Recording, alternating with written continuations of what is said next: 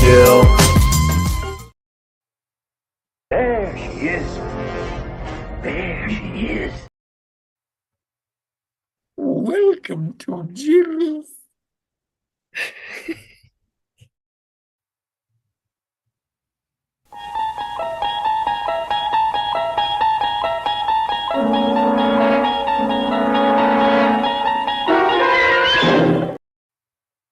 You unlock this door with the key of imagination. Beyond it is another dimension, a dimension of sound, a dimension of sight, a dimension of mind. You're moving into a land of both shadow and substance, of things and ideas. You've just crossed over into the Twilight Zone. And hello and welcome to Indefinite Lunch in Infinite Combinations, number 206, I think. Yeah, 206. There we are. There's a lot of them. We're exploring all of the Twilight Zone today. We're taking a closer look at the season 4 episode called The Parallel. And so we're continuing these hour-long season 4 episodes. I kind of feel the hour in this one, but I really like the concept. Although they didn't make it 2 stories in one like the last episode, so we get to see the difference between the benefit of doing that or not. And we were just saying backstage the idea of parallel universes seemed to be a new concept, at least on TV and film at that time. So calling it the parallel wasn't the spoiler that it was back then. That it is today back then is what I mean. And then contrast that to now, where there are theoretical physicists who believe multiple realities could actually be possible. So it's a good concept. And whether or not you like the episode, let's find out. I think a fun game would be to say, do we need this scene? And so I'd like to say hello to my panelists. Thank you, Scotty R37, for watching the episode and being here today to talk about it. You said that this was rad. Yes. And thank you. But what are you talking about? I'm Scotty R38. What? Scotty R38. And we're streaming on Wednesday, which is our normal time. We never stream on a Tuesday. Right. It's good to be back on a Wednesday, just like you. Are we in a parallel universe here? R38 and Wednesday? I don't know, man. If I'd been thinking, I would have swapped out my little name tag, but I didn't. So you got me. Oh, the name tag. I don't even have a show. I'm not showing the name tags because I was playing a game. So there you go. There's our name tag. I called you. Yeah, you are still 37. I would love to keep that up, but I would end up getting confused. And hello and welcome to Lawrence from the Wayfarer Project. How are you doing? I'm doing fine. How are you, Jill and Scotty? Well, I guess you're fine. You guys already said so. So yeah, this was just an interesting episode. Of course, we have a different perspective because we've been through the concept for a while now, especially as sci-fi enthusiasts. So since it's not new to us, we got to remember that it was probably a little bit new, at least especially for a general audience back in the day. And so the episode had to be exploring the possibilities, the different things that could happen, the different little changes that could exist in a parallel world. And so that's what it was. It was like a survey of what this phenomena can be like. A little less action and more, hey, what about this? What about this? And maybe children can see through it. Yeah, and I think it would have been a lot creepier back then. And I'd like to say hello in the chat on the Rumble side to Clem Theism. I hope I'm saying that right. And I hope you're having a good day today. And here also we had Snornapubis Cuber show up. Kevin Theme Park Adventure. And I hope you are well. Poopus. And Brogu. And Brogu. Hello, everyone in the parallel universe. Yes.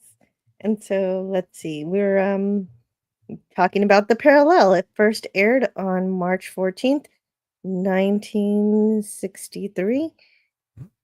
And oh goodness, where's my, oh no, I'm missing my slides. Hold on, I've got to fix that. Okay. I don't,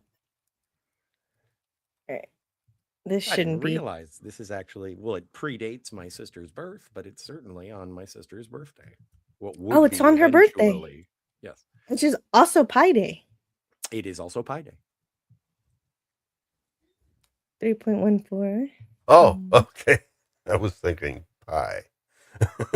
Oh, well, they think that too, and it is about the circles. So, hold on just a moment. I have to step away. How about rhubarb and strawberry pie? Delicious. Yes. Actually, guys, I need about 2 minutes. I'll be right back. Don't worry, we could be silent and just let the dead air fill the We'll the just world. sit here silently waiting for your return. No, so but what? I really I enjoyed the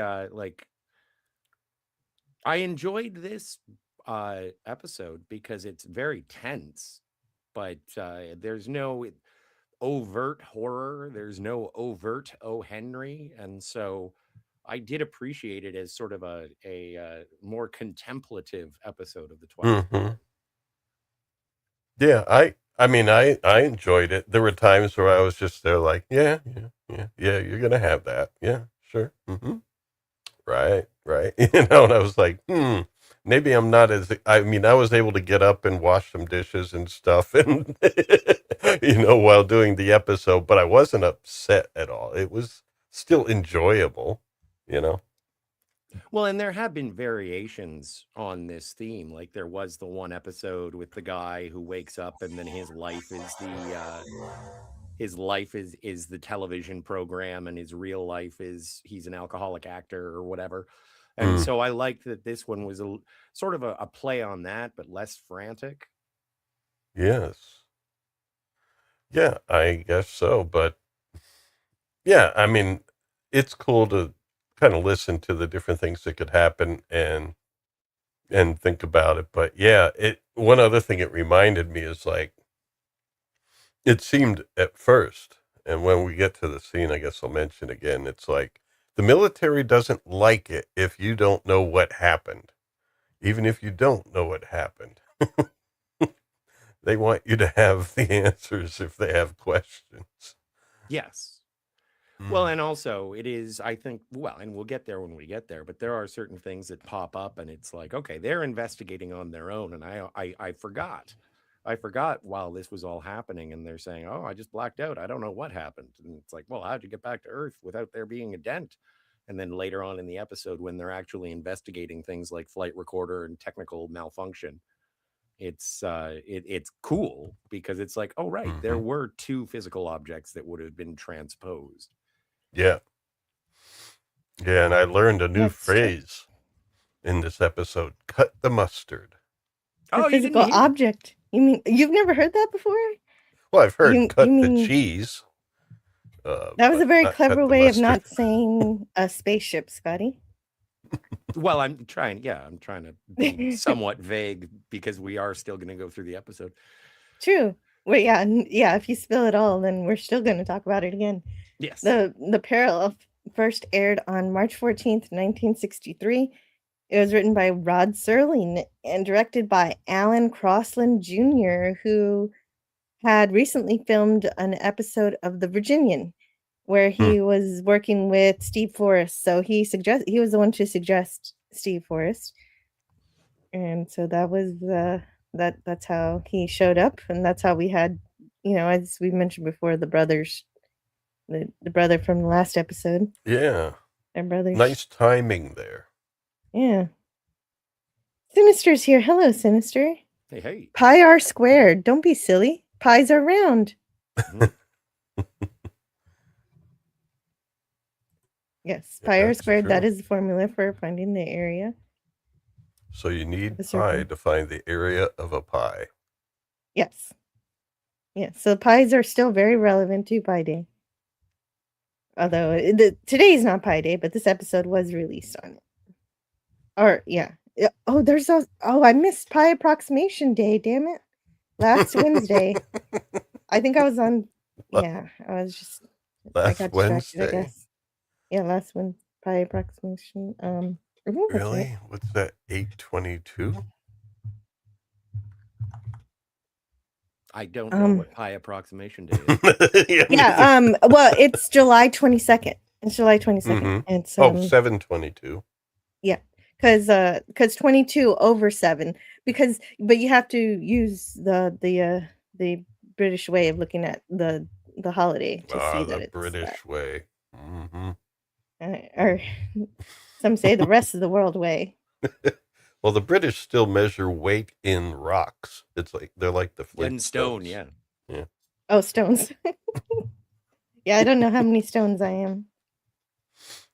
I always have to just multiply by 14. It's like, this is making it easier. I don't know. So what's fun about this episode? Well, go ahead.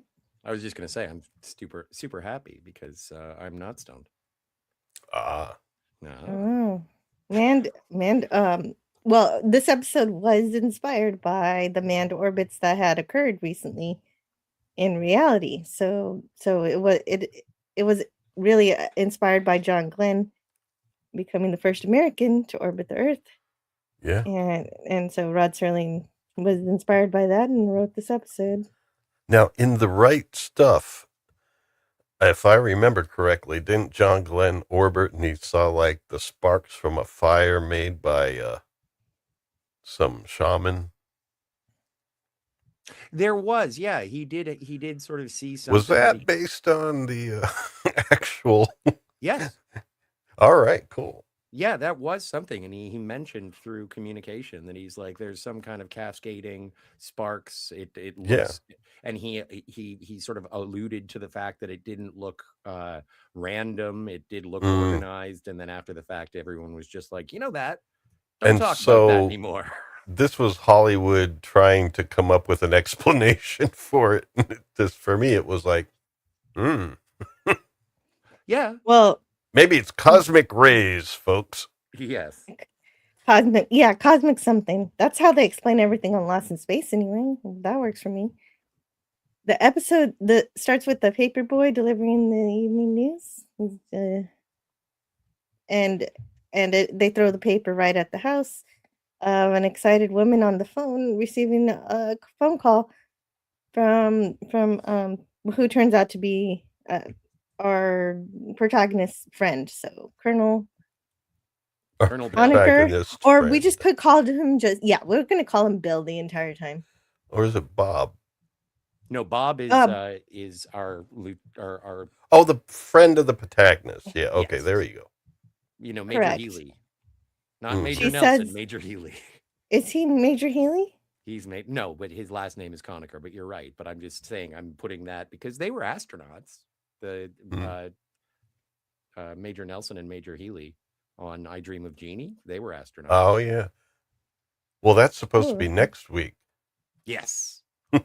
That is next week. She and her daughter will be watching, and just to say one thing on Jacqueline Scott, she said, there's a quote here by her. She says, "I was thrilled to be doing the show because it was one of the most popular shows on the air at the time, and rightfully so with its wonderful scripts. This was a particularly special episode since, Rod Serling wrote it. I was happy to be working again with Steve Forrest since we had done the pilot of Wide Country together. An added bonus to the whole experience was that Rod Serling called me afterwards and said that he had never written a script for a woman, but was going to write one." But I mean, is that true? Really? Like, it's been 4 seasons. He hasn't written a script for a woman. Maybe he meant he had never written a script specifically for like an actress. Yeah. Okay. So after the phone call, that daughter appears, Maggie, and they're discussing the lunch.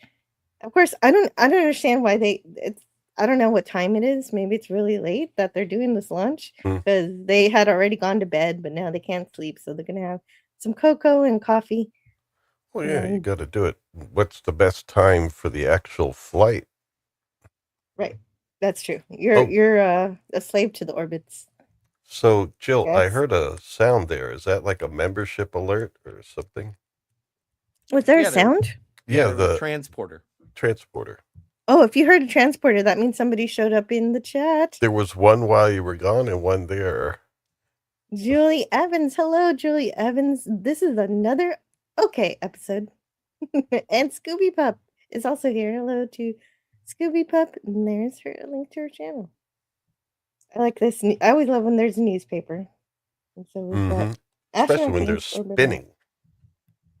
Oh yeah, and this one doesn't spin. It's just there. No spinning this time. And it's yep. And she's making coffee and cocoa, and you can see she's looking really pensive. And then we get our opening narration. She hopes her husband comes back safely, obviously. And so we've got the open.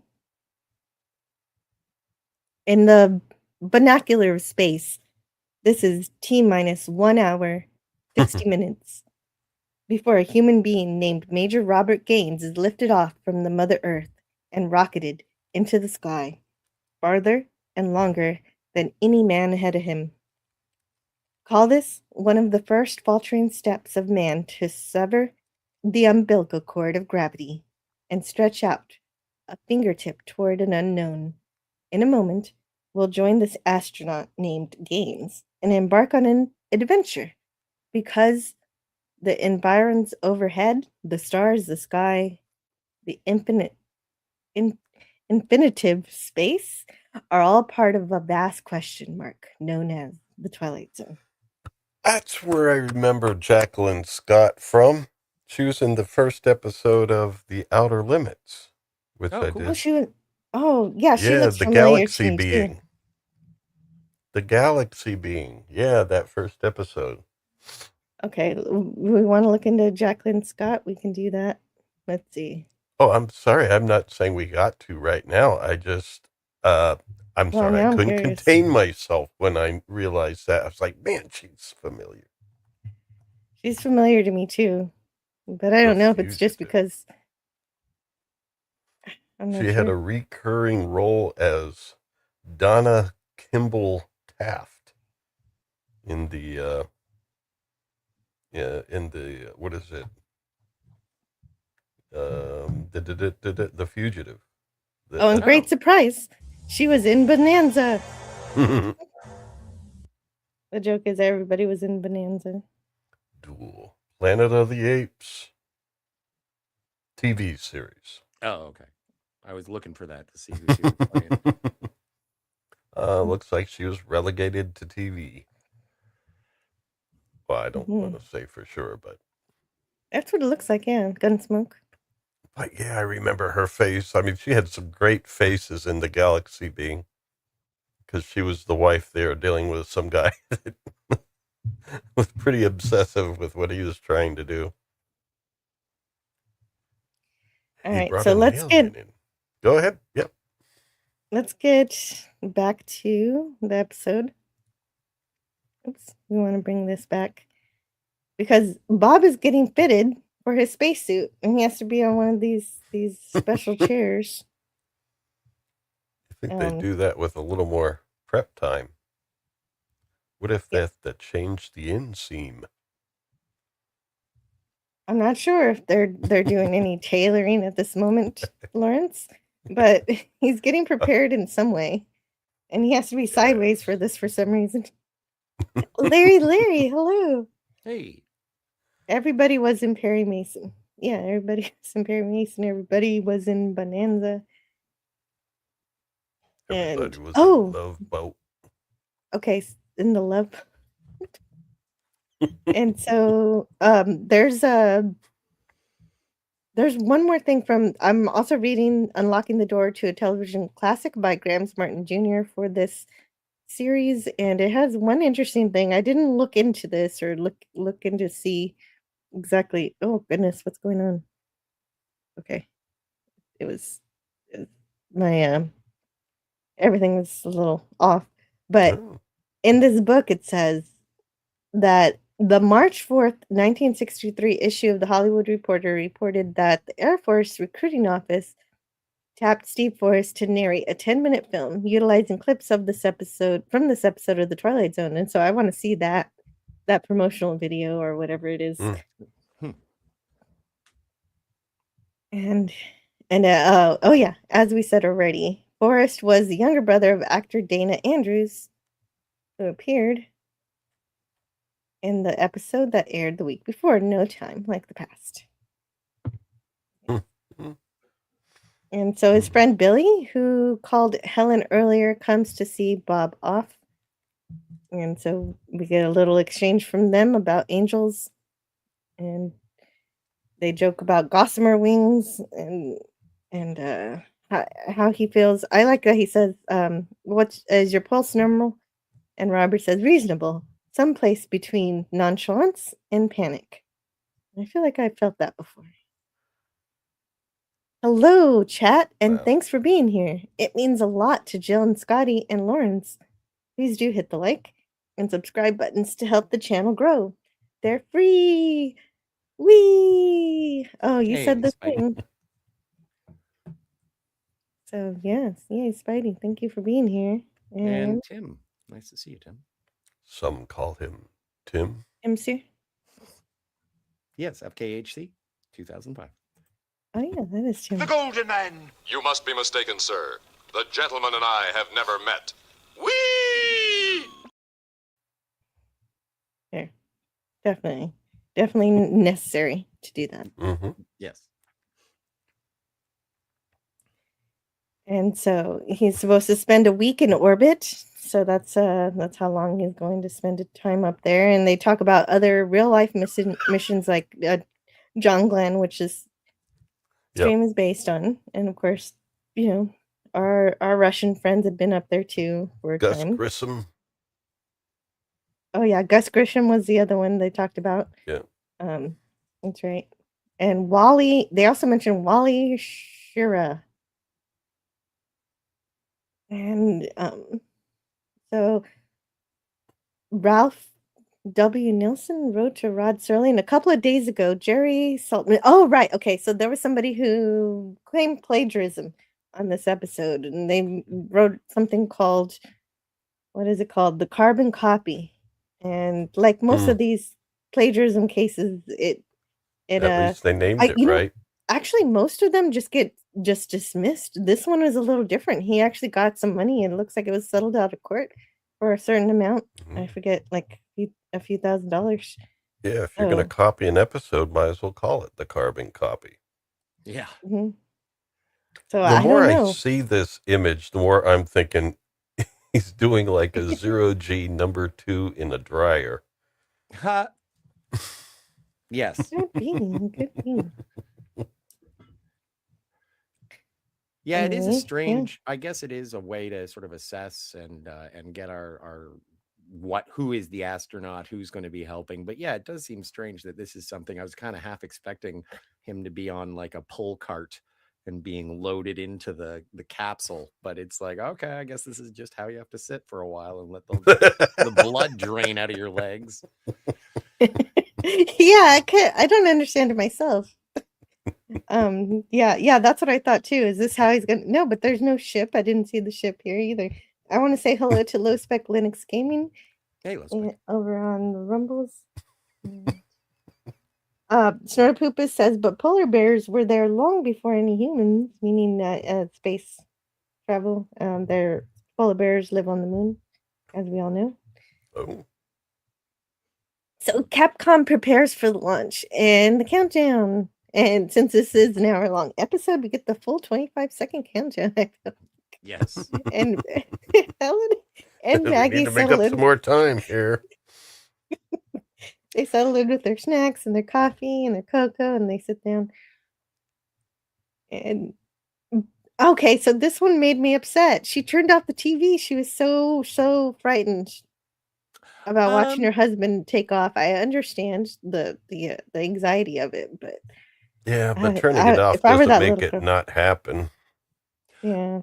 Well, and I kind of got the sense that she was watching everything that was going on at Capcom, And then she turned it off once ignition happened, and then she looked out the window because she would have to be living close to the launch area. And so I got the sense that she looks out the window to see it actually happening. And because a lot of the stuff that they're doing is like stock footage, I thought that's what she was looking at. I felt bad for Maggie. I was like, so right when things are going to happen, you're going to turn off the TV, you're going to run to the window and look. Maggie's just going to sit there and be like, I guess I'll wait here. But there's a problem with that theory, Scott. Her curtains are shut, closed. And we don't see her open them ever. So, and if they are that close to the launch site, why didn't they go to it? Why doesn't she ever drive him to or pick him up from the hospital later? Women if they're don't that drive. Close. Really, Scott? No, not really. Not really. But okay, I guess that's an answer. But yeah, she stares off into the distance. It seems as if she's watching the takeoff, but how could she be? Her curtains are closed. I don't get it. Yeah. Although we get to see it. Yeah. We get to see the good footage. Yeah, this nice real life NASA footage. Yeah, this would be all stock footage, which was great. It was super. In fact, we even get the separation, the booster separation later on too. It was quite a sight. Actually, we get to see it now in just a moment. Oh, we've got a bot on Twitch. Oh, silly bots. They think they're important.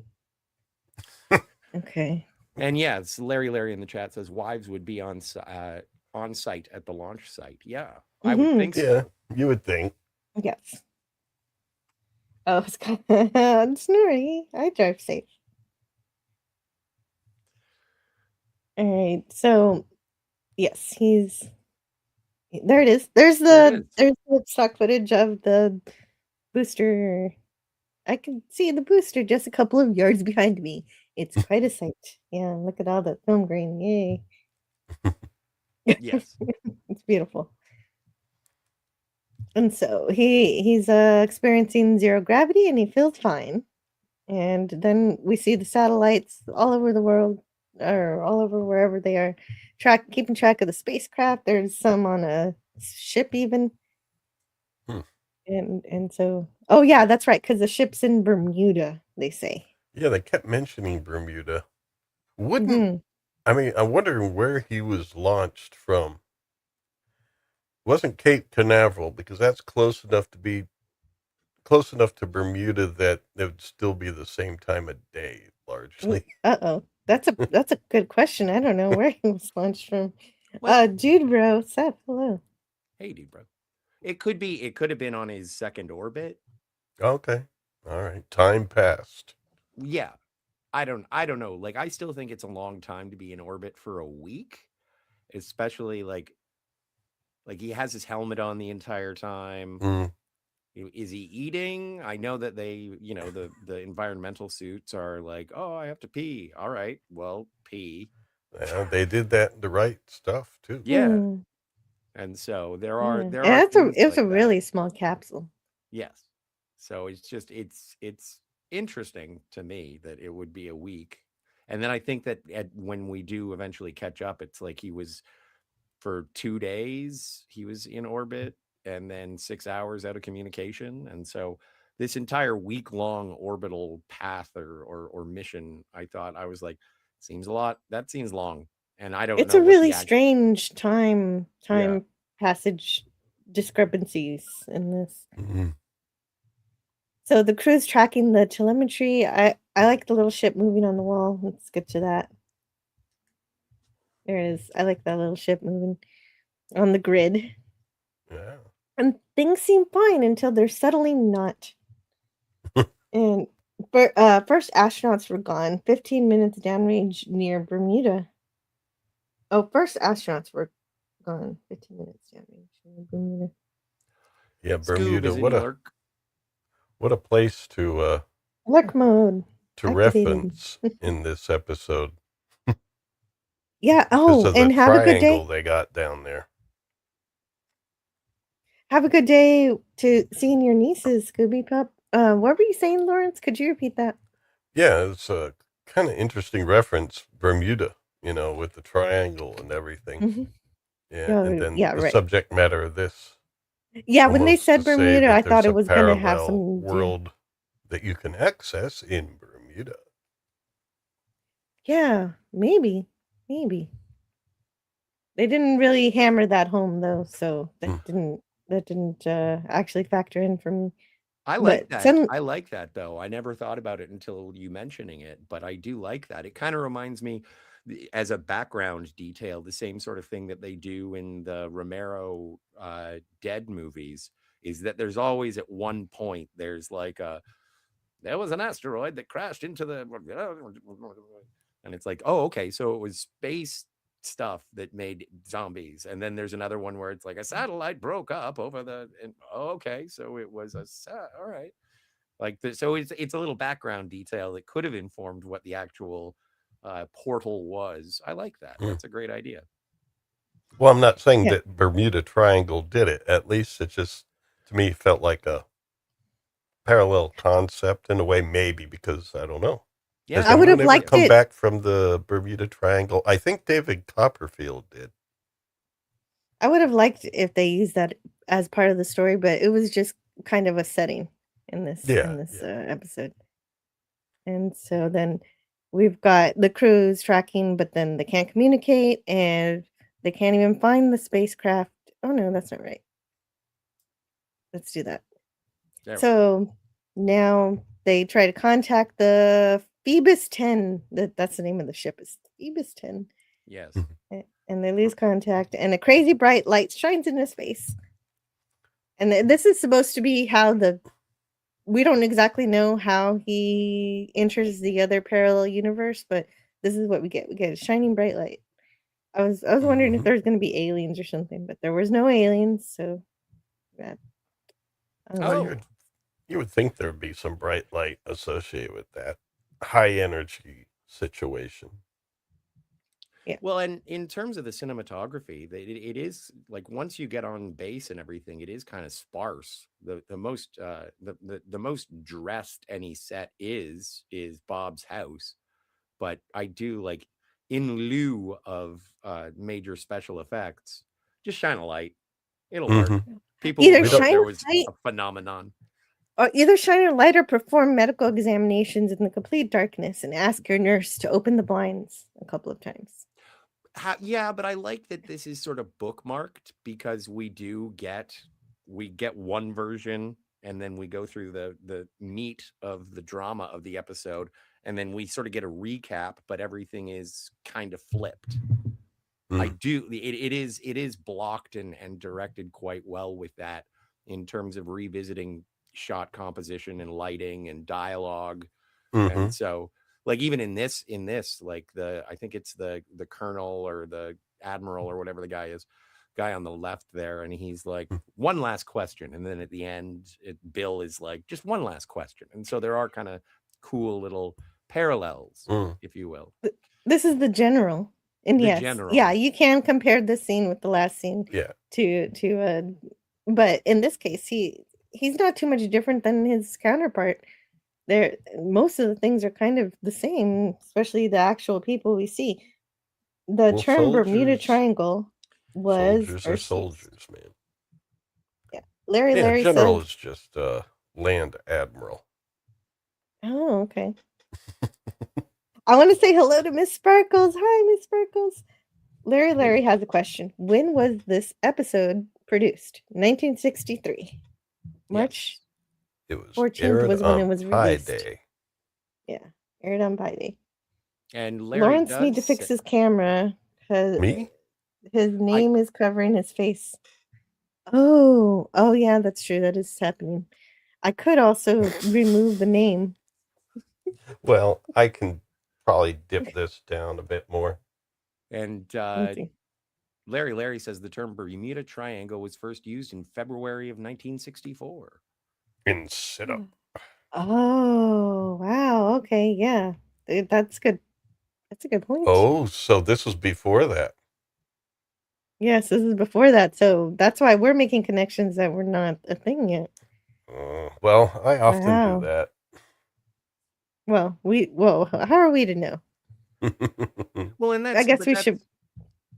As you said from the onset, like this is sort of old hat for us. We've seen parallel dimensions, mirror universes, alternate realities, and things like that. And this would have been one of the earlier broachings of that subject. And so maybe we're picking up on stuff that is wasn't intended at the time, but I still like to keep it. It's nice. It's a fun retrospective headcanon.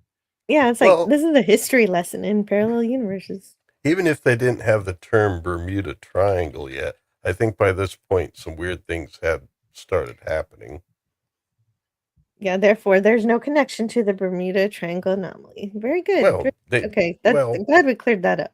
Well, there could be connections to things that have started happening in the Bermuda area. It just wasn't called the Triangle yet. That's true. There could have been some weird things happening there. Yeah, because there's one back in going back to Christopher Columbus in 1492. Nice. Okay, very good. So they're hoping he could shed some light on a few mysteries that occurred. So first of all, they lost communications with the ship, but the most concerning thing, as the general explains, is that when they found the ship, it had miraculously landed on the ground without even having any landing gear, without a scratch, instead of touching down in the ocean, as is supposed to happen with these types of spacecrafts. And so that is and 46 miles from the launch site. So, however, Robert cannot help solve this mystery because he blacked out for 6 hours, as we mentioned. The last thing he remembers is completing the 15th orbit around Earth. So, how we perceive the time, because we saw him seemingly almost instantly switch to a different reality, but it took several hours or 2 days or a week or wait, or no. And so he was unconscious, so he doesn't know what happened. And the doctor suggests to Robert's colleagues that they allow him to rest to clear his mind. But Robert says his mind is clear. All he can explain is having a weird sensation. And the military crew give up, and they decide to release a vague statement. You know, he's alive, and just and he landed with no injuries. And that's, before I continue, I want to say, wait, what's going on here? Miss Sparkles is saying some stuff here. It's not the real Bermuda Triangle is proof of how superstition and fake news can be spread. It's like eating a spider story while we sleep. Oh, that we eat spiders while we sleep? I don't understand that at all. No, me neither. Well, it's because and I'm picking up what Miss Sparkles is throwing down in terms of the Bermuda Triangle probably isn't, the final countdown or anything like that. There is no doorway to what, I don't know, another world or anything. But in the same way that it's like when you're asleep, there was an old wives' tale for a long time that it's like every month people eat approximately half a pound of spiders. They crawl into your mouth and you swallow them. And so there have been stories of things that cannot be proved, are not proved, but they are just tales. But I considering the world that we live in right now, being told that the Bermuda Triangle isn't real is exactly what someone would say if they didn't want you to believe in the Bermuda Triangle. Well, at least AI is saying no, that it wasn't referenced in the episode based on Bermuda wasn't referenced based on the triangle. However, it says the timeline of Bermuda mystery lore leading up to the episode makes for a great piece of stream trivia. So no, it wasn't directly inspired, but the idea is, there was some stuff happening around Bermuda in the ocean and stuff. It was definitely fun to bring up. I'm still good with it. Gave us something to talk about, and it got people all inspired to comment, which is always a good thing.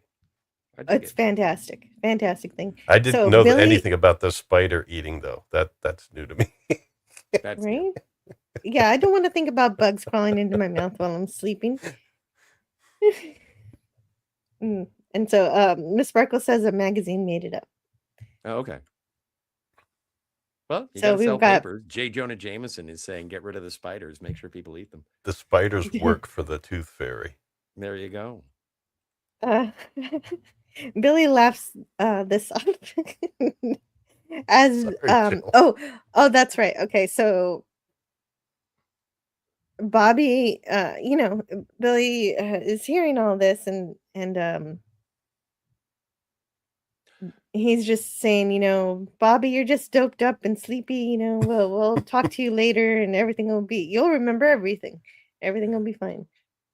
And there must be a logical explanation basically to everything.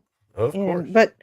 But Robert says that there was a malfunction and that he's afraid that the malfunction was in his brain. And he's And worried that he can't cut the mustard. Yeah, Billy waves this off too. He doesn't believe that's true, and he's gonna let him go home. Well, and it's because I've never seen this episode before. Today's my first day, and I was like, okay, so if it's parallel, is he gonna get back, and then Bill is gonna be having an affair with Helen, and like, this never happened in my reality. What's going on here? You're not my wife. No. I wondered that, especially when he said, "Give her my love." Yeah, I thought that was a clear setup. That it was like, well, that's strange, and then we started paying attention to the fence. So, but I guess that would be, I don't know. You'd have to, as you said before, like with the hour-long episodes, you'd have to spend a lot more time before the launch to establish a happy relationship between Bob and Helen before you started getting into infidelity between Bill and Helen. Also, I don't know what the code, like the censorship code would be on television shows in 1963, whether or not affairs were a thing. So, well, they were a thing, just not on television. Yeah. Wait, have there been affairs in the Twilight Zone? I can't think of one. I'm sure there's been. No, I don't think so. Nothing. Well, there was episodes where like some guy, that one episode where the guy, I don't know, lost his memory, or it was almost like this, a parallel thing. Remember, he went to the bank and he didn't have an account, and his wife didn't recognize him. He's like, "What's going on?" Wait, that was a good episode. What episode? Yeah, I just don't remember the name. It's something about the sky opening up. Yeah. I think. That was really weird. I like the end where, oh, you're different, but oh well. Let's continue. But yeah, and we'll revisit this shot composition at the end, because the general and Bill are juxtaposed on opposite sides of the screen, and so we do sort of see the parallel at the end. But yes, Larry saying, and now a word from our sponsor, Chesterfield Cigarettes. Yeah, that's what I was thinking. That was Snortapoopus. Yes. Oh, it was a Poopus? Yes. Yeah, but Larry does say the movie Journey to the Far Side of the Sun, aka Doppelganger, had astronauts landing on an Earth opposite the sun. I've heard of that movie. Yeah, I'm not sure if I've seen it or if I've heard of it. I heard of it, and I still haven't seen it. Bad. Slaps the cigarettes out of pause. Anyway, I'll be back in a second. Okay. So, well, yeah, no, sorry. That's the Twilight Zone for you. Inspires you to smoke.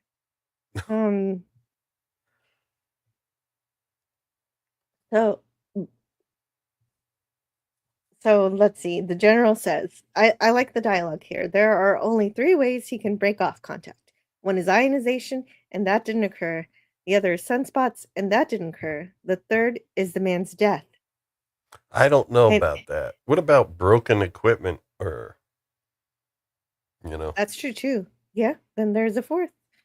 Or pilot error. I don't know, but it just seemed like if it wasn't for sunspots and ions, this guy, the only explanation is he died. It's like, what? Yeah, well, they want to be dramatic, but Yeah. you're right. They didn't consider the They want technicality. the audience to think, and maybe this is the tool they used to do it. They wanted the audience to think as a possibility. Maybe he died, and this is the afterlife. Oh, you know what? I didn't even think of that. Well, It wanted me to think of Twilight it. I Zone didn't. a lot of times likes to give you They do. possibilities of what's going on, and you have to work Yes. out whether they work or not. That's true. That's true. But Billy has no answers for him right now. And actually, we cut to Bob being dropped off at home with Billy and a driver. And I think the driver is James. I think they say that at the end of the episode. Let's see. Snortopoopa says, I don't smoke except during. Never mind. UFOs. Aliens. I wanted there to be aliens in this episode so bad. Yeah. And I can't hold that against the episode that it didn't have the aliens I wanted. So Because Gaines they're is the taken ones that home. make it all happen. Mhm. Yeah. Yeah, right? That's what I was hoping. I had this theory and it was not true. Yeah, I mean, it did leave this thing where it's like, okay, what happened to bring him to a parallel universe and back again? Julie Evans says, yeah, we don't know what the catalyst was. It seems like in Twilight Zone, anytime someone goes to space, something goes wrong. Yeah, I thought of the aliens, you thought of the Bermuda Triangle. We're all trying to figure this out. So is that oh right, okay, so then we get to the fence and he's like, what? Where'd this fence come from? Were you trying to do some therapy here? Therapy fence building while I was gone. And she says this was here the entire time since we bought the house. Fence, Yeah, they bought the house with the fence. And he's like, what? I remember that. So this is his first discrepancy. And so he's sitting down listening to the news.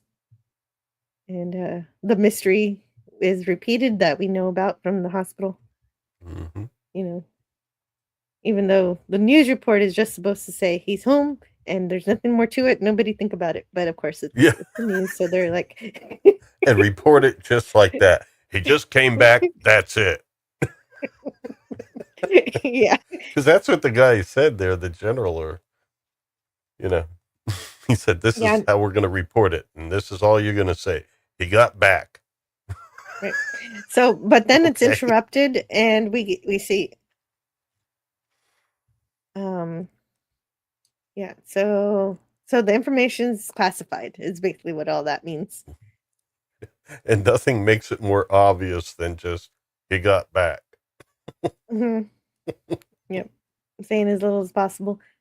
Bob asks about coffee and he's going upstairs to get a bathrobe and Helen wants to get Maggie to go get it, but Bob jokes that he's being treated like either an eccentric millionaire or a piece of fragile Dresden. I did not look up what Dresden is. What is Dresden?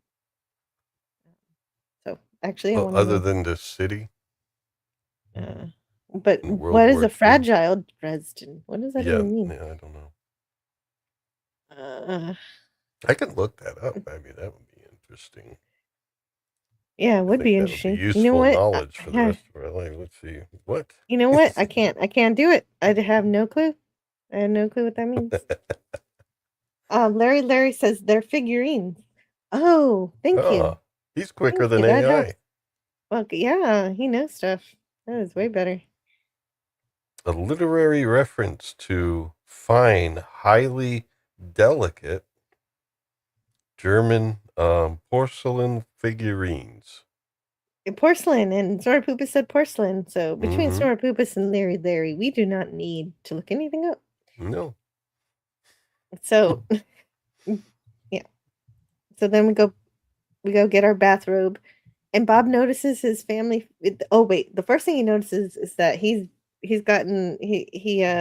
must have switched his shirt with the colonel because he's supposed to be a major. Somehow we exchanged clothing while I was in the hospital. I don't know. Yeah, I don't know. Maybe a nurse mixed up our laundry. And yes, you're absolutely right about the length of the episode, because we do get to watch him take off a shirt, study his shirt, put on his bathrobe, then ponder the picture frame. Helen! Funny thing is, I got my shirts mixed up. Yeah, he said that. He shouted that out to her. Somehow I mixed it up with a colonel. And then we get it zooms in. Like, we zoom in on the picture frame, and then we really zoom in on it too. Yeah. Oh, that must be a colonel's wings or something. I don't know. And not only I'm that, not sure. Yeah. but we can't even have Helen come up to the bedroom with him. It's like, Helen, you make some coffee so you're out of the room. We really got to stretch this. I have to call down to you. Yeah, this has to happen in steps. Yeah. But again, I like the tension building. Like, I'm going to make fun of it, to be sure. But it is kind of funny how it is a gradual ramping up of discoveries. And yes, there have to be things sort of, and then by the time we get to the end of the episode, it's like, so how are you, Bob? Well, let me tell you about this crazy journey I had in approximately 45 seconds. And lots of cigarette smoking too. That takes up some time. Yeah. Liza commented on that. It's like, do they smoke all the time? That's some major chain smoking. And Helen rushes to the room to check on him. So maybe she heard him screaming about being a colonel or not being a colonel. And so they have that discussion. And he asks her, what rank am I? Because now he's totally confused. Because he knows he's a major. And she says he's been a colonel since last March. And she just thinks he's joking. Like, she's just Previous like, what? March the 14th. Silly man. Yes. See, And Miss she Sparkles? thinks, oh, Miss Sparkle's leaving? Gotta walk to the store before it gets too hot. Well, safe travels. travels. Yeah, see you later. Yeah, safe travels, definitely. Well, walk will be nice and healthy. Yeah. He got a colonel's hat too, says Snortifucus. Larry says, watch Slaughterhouse 5 or read the book. Oh yeah, for sure. I read the book. Does that have a lot of fragile Dresdens in it? Because I learned what that is today. The most fragile of Dresden. Or lots of smoking. One of the two. Dresden. Sterling smoked like a smokestack, and it, unfortunately, that it did end him. Yes. I wonder what stories we would have gotten if he didn't. She has great teeth. Yeah, she does. And yeah, I'm so distracted by these teeth. Anyway, let's switch to our chat so I can focus. She's too pretty. She is too pretty. That's the thing. Like, for the first little while, watching episodes with you guys, every episode we're like, who's the Star Trek guy? Who's the Star Trek actor? Who's going to be in this? And we'll get to him. But I've noticed since you picked it up after For All Mankind, I'm like, it's just a gorgeous woman in every episode. You're guaranteed a classic beauty from the early 60s every episode of the Twilight Zone. Yes. And so another discrepancy is that he brings up Bill's phone call, but Bill says he never called her. And so in this reality that is the case. But of course, they're not talking about parallel universes yet. That is actually a reveal that we don't get for a long time, even though we know it right off the bat here. And so we're just stacking up the differences here because everything is mostly the same. It's, the same looking, the wife looks the same, daughter looks the same. Helen suggests that space medicine, actually, this suggestion comes from him himself. Like, she says, oh, I remember you said that this is not understood. We don't know what we're doing in space. And so he starts to get insecure. Oh yeah, so let's bring the pictures back. We need the pictures again. All I need is space medicine. Yeah. Space medicine is what I need.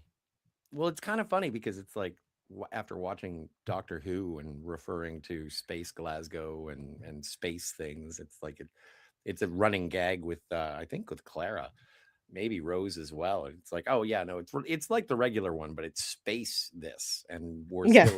we're at the beginning of the '60s where everything is just like, well, if you're going to space, it's space medicine, of course it is. Yeah. Or yeah, cosmic something, space Yeah. something. Lost in Space does it too. Aside from and so he's still insecure. So Helen gives him a kiss.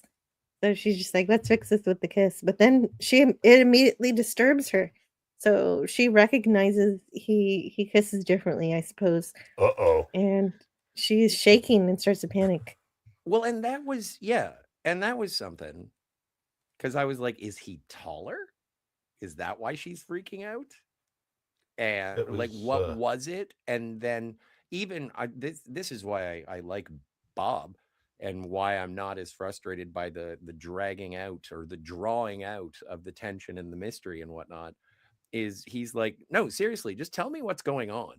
And she's like, oh, nothing, I'll be back. And then she freaks out on the stairwell.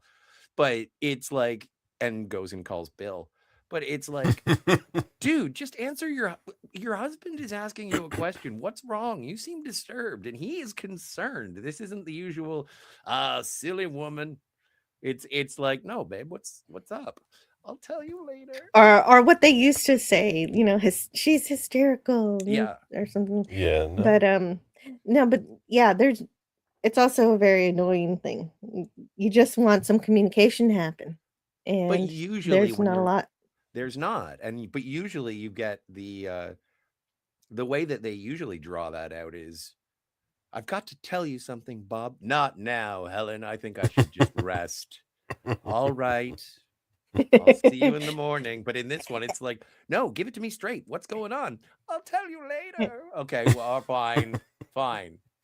It's not in the script right now, Bob. Yeah, exactly. Oh, speaking of not in the script, they wanted to do that kiss a little differently. Bert Garrett, Granette recalls, censorship was so strict at that time. We tried something that was a shade too subtle, but basically, I didn't want him to find out that he was on the wrong planet until he went to bed with the woman he thought was his wife. The sexual habits were different. There's a suggestion of it, but it's insufficient unless you're looking for it. I don't think you'll find it. And so they wanted to go further with it. They didn't just want it to be, oh, he kisses differently, but he makes love differently. But you could have done that even without making love. You could have had him jump into bed, and then she's like, so what? You go to space and now you get to take my side of the bed, kind of thing? Because when like couples do have sides of the bed. Oh yeah. True. And so that would have been a way to do it. But again, like, we're still living in an era, if this is pre or post Flintstones and or Mary Tyler, or sorry, Dick Van Dyke, where it's like they sleep in separate beds. So yeah, that's true.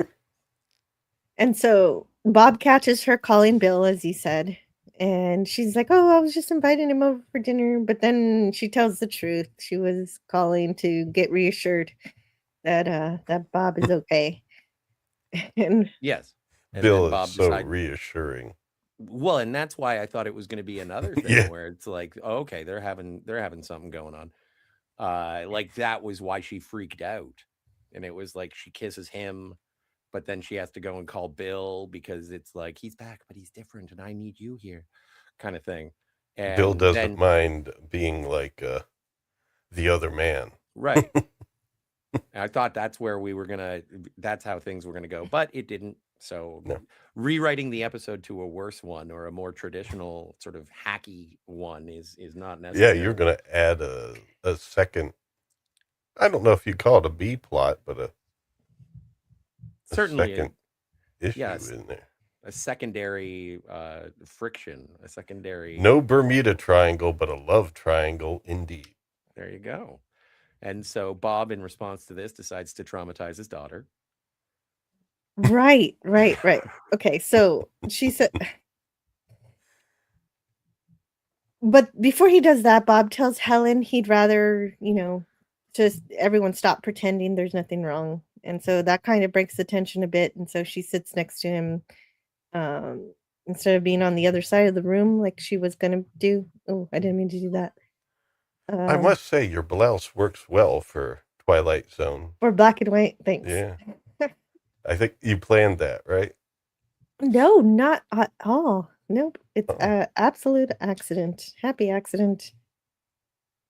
It drives me a little crazy switching between the slides and this, but that's what we got to do these days.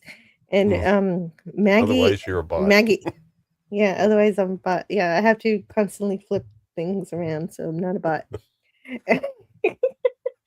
I don't know. And Maggie did. She's even helped make the pie. And then Bob makes a joke that he's gonna lose her to a Navy ensign who's gonna marry her for her dad's money and her cooking. And I don't know how I feel about that living in 2026, but that's kind of funny. They're like the stuff that they do to slowly reveal that this is a different Earth and these are different people and they don't know if Bob is Bob. It's like, Maggie, what are you doing? I don't take sugar in my coffee. And all of a sudden everyone's like, oh no, he doesn't take sugar in his coffee anymore. What do we do? Yeah, but obviously Maggie knows how her daddy takes his coffee, so she has the sense, though, too. It seems to insinuate it's more than just the sugar in the coffee, that the child just knows. No, you're just... Yeah. I don't know who you are, but you're just not you. You're different. You're different. And I'm going to scream and run away to end the scene. Or at least exit the scene. Yeah, she does. The little girl does a lot of running away in this episode. Well, I think that was a thing then. Anytime children are upset, it's like they don't know what to do. So it's like, okay, child actors, let's have them just scream and run away. Yes. Get them out of frame, too. Yeah. Cool. And Helen admits that she feels the same way. And Bob decides to check himself in for psychiatric help. Because something's tearing us all apart. Something so remote we can't even put it into words. Division. Until we find out what it is, it's going to wreck us. Psychiatric division. Yep. That way. Don't go to the right. That's a different division. Well, on our Earth, it would be to the right. Oh, there you are. Okay. Yeah. Larry says first couple in bed together was Bewitched from 1964. Nice. But we just saw them and he was sitting on the bed and she was laying on the bed just in the last scene. I guess they weren't sleeping. Did she? Yeah, she did. Oh. So it wasn't but they weren't sleeping and there was no insinuation that they were about to get it on. So it wasn't Lucille Ball and Desi Arnaz. But I don't know. My father-in-law said that show was kind of special because they actually shared the same bed. But I think, and that's why I'm sort of curious, because then that's why I brought up the Dick Van Dyke Show, because I know they were in separate beds. There was a scandal of sorts when it came to the Flintstones, because when Pebbles was born, maybe it was with Mary Tyler Moore, or not Mary Tyler Moore, Lucille Ball when little Ricky was born. Like there's like the acknowledgement of the natural progression of the nuclear family was something that they really, really didn't want to depict on television, thusly giving people the vapors. Children are brought by storks. Exactly. Right. Right. Pebbles was brought by a stork, wouldn't she? Probably. But like a prehistoric one, probably. All in a day's work. Yeah. The same one that did the record player. Poor elephant. Oh, that's right. I thought it was a bird. What am I doing with all this bath water? And so we've got the psychiatrist, and he asks Ivan whether or not Gaines said anything. And nope, nothing. So, dead end conversation. But also he has a recommendation. Just don't tell him that he's being psychologically abnormal, or because this is a delicate situation. But he already knows that there He might be already kind of knows. He already knows. He submitted himself to this Just be testing. upfront. I know you can lock me up. Just be upfront. Yeah, he's not worried about that. He knows. Well, and as we move forward, don't forget this is Paul Comey, who you might remember from Balance of Terror. He was Lieutenant Stiles. Mm-hmm. He's been in another Twilight Zone episode too. Yes, he has. On the ship. Oh, is he any better than? I mean, we could have best psychologist or psychiatrist from a Twilight Zone episode because the guy in miniature was good. He's not better. He's not better than William Wyndham. I loved his psychiatry in that right. episode. It was so good. Yes. But this is the big reveal. The whole point of the scene. They waffle about a bunch of stuff, but when you get down to it, the only thing that matters is when he says, the most disturbing thing he said was he doubted President Kennedy would give him any medals. And everybody says, President who? Who? So they have a different president. They don't say what the parallel universe president was. It would have been and one would funny for them to expect pick. they didn't even have Kennedys in higher offices or known to enough of a degree that one would consider them, known names. So that's a difference. That's a drastic change of American history, because even like Joe Kennedy was a big deal in industry and influential, and so the knowledge, it's like, but it's a shorthand. Who's the president? Oh, I bet the first lady's Jane Wyman, and I suppose the Secretary of the Treasury is Jack Benny. But it is one of those things where it's like, oh, shock value. Okay, it's not the president. They never say who the president is. Yeah, unfortunately. Well, it would have been. Who's the president, Scott, in Nixon. The parallel universe? Nixon. Well, I guess Nixon. Yeah, that's who I would go with. But it is one of those things where they do say that. And also, I found it interesting because I was like, oh, when did this episode come out? And so we're looking in terms of a countdown. Unfortunately, this would have been the same year that Kennedy was assassinated. So this is like still in the heyday. People are name dropping Kennedy, and even in later on, and it's like, please be Kennedy, and then later on, and by November, all that changes. Star so when he said 54,438, hello. So when you said vapors earlier, did you mean farts? No, I meant like the the vapors. I don't know what it means. I don't know either. I see women do like Vicks Vapo Rub. Nixon was defeated by Kennedy in 1960, so that's a good choice, Scott. Good one. Yeah, I would say it was the election of like who would have been the alternative parallel universe to George W. Bush. Well, Al Gore, because that's the one you remember, the election. I guess it makes sense with that election, but they don't even know who Kennedy is, so they wouldn't have known him if he was a candidate. Well, no, but I don't think he would have been a candidate in that election. It's not like a veering off. No, they're really parallel, further apart.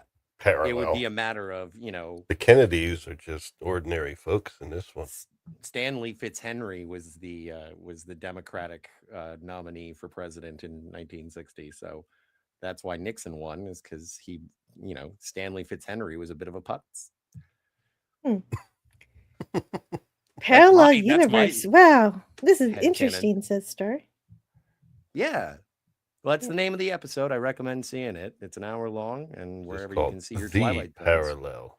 I like the parallel. Oh, that's true. And so Helen's speaking with Bill, and she's trying to explain things. There's something different.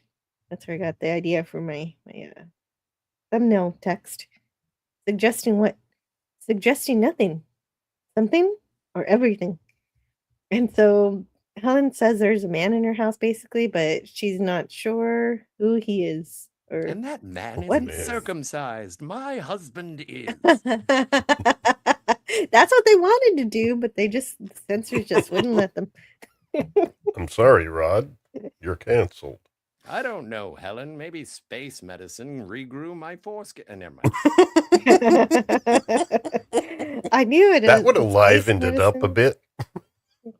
Space. Well, I think by space medicine they mean like psychiatry from being in space, like like having been in space and the effects of space. Psychiatrists would be Space awesome. madness. Yeah, exactly. Space madness. And that's what they keep falling back on, is that kind of thing. And convince me that the man in this house is Bob Gaines, basically. And then Bob comes downstairs to meet with Bill and says, oh, Bill, never mind that. Wife? Never mind the weird food you just saw. I had to get a refund on a side salad that didn't show up with my daughter's meal. And that meal didn't look good because I had chopped it all up for her because it's easier to eat that way. Subliminal advertising. Well, you don't know who I'm advertising for. It was the House of Burgers. They forgot my side salad. Sorry about that. Oh, Snorty doesn't mind that I chopped it up for her. He'll still eat it. No. It was if I didn't chop it up, it would look more like a chicken fried steak. I know. This is 1963. Chicken fried steak. Yeah. I'm sorry. I guess I'm just out of it. I don't know what. I'm out of it. I thought a steak was a steak and a chicken was a chicken. Well, yeah, it's a steak that's fried as if it were a chicken. Oh, okay. It's still not just fried steak. It's still chicken just fried steak. Well, it's battered. It's like breaded, isn't it? Fried. Breaded or yeah, it's breaded. Yeah. Cold beer on a Friday night. But yeah, I know it's 1963, but I wanted to say it's like I went upstairs and I looked for my computer and I was going to Google some things and then sorry, you were going to what? Google. I was going to look things up on the internet. I'm going to Bing some things. What is the internet? What are the glasses going on? So I looked in these encyclopedias, which is ancient technology. What are these books? And so I was like, I now my Dahar Master Worf parallels was going through the roof. I was just okay. Pick up the beans. Pick up the. Well, yes, this is the part. This is the part where Bob looks into his family set of encyclopedias to discover the discrepancies between the history of his universe and this universe, and he's noticing a lot of differences in that case. And encyclopedia, you call it an ancient technology, but that is in the 90s they used to give away when encyclopedias. I was growing up, that's how you did it. Yeah, me too. So I guess then I am ancient. Oh, no more than me. Yeah. And so let's see, what differences do we get? We get the Panama Canal. The encyclopedia says a man named Anderson supervised its construction, but Bob remembers Goethals. I don't know how to pronounce. Like the actual guy. Goethals. Yeah, the actual guy. And then Eddie Rickenbacker, apparently in this parallel universe, he was lost and never found, but Bob remembers him being rescued and later becoming the president of an airline company. And then Pan Am? I don't know. I didn't look it up. I don't know. I didn't even recognize the name, but I guess it would have been popular back then. Yeah, that's what I was getting from it as well, is that these were sort of dated references. But again, I'm watching this and I'm hearing Kennedy and I'm like, oh, 1963, bad year to be JFK. Yeah. And so you do watch it and that's the one that jumps out to me. But yeah, Rickenbacker, I knew the name. The Panama Canal engineers, no, I wouldn't have that recollection, but I'm sure it would have been a great victory at the time. But yeah, no, but it is interesting and worth investigation. What? Charles Lindbergh still has a baby? Yeah, exactly. Julia Evans says Encyclopedia Britannica. Yay. Except no substitutes. Yeah, okay. And Bob, we finally get the explanation. It's as if there were. there were another world parallel to mine, as if this world were almost a twin, except for some minor differences that happened. Start to get it, Bob. Somewhere along the line of evolution. Yeah, they're finally caught up to us. The eclectic goat is here. Hello, how are the goats Hey, goat. There's her channel. Check it out. And it's also, I do appreciate this because, again, as I was saying, like in terms of the building tension, it pretty much falls on the shoulders of Bob. There is no secondary, oh, I'm having an affair with Bill. And it is very much just he's a fish out of water, but no one knows that he's a fish out of water. He's piecing it together. They're piecing it together, but there's no real antagonism. It's just it's almost like, what is it? Flight of the Navigator when the kid shows up like 10 years later. And it's like, what are you doing here? And everyone's trying to figure out how to fix it. And nobody's really angry at the Navigator, but the Navigator wants to get back to his family in the past. And so with this, it's like, what's going on? What's going on? And then I suppose the most disappointing part happens, but that's later. We do get another we get the spaceship. I do like that he's respected enough that they take him seriously and they don't immediately toss him in a loony bin or something. Right. No, but they want to. You know, these Twilight Zone episodes, they always have a psychiatrist there that's trying to figure out what's wrong with you. Dr. Bellows.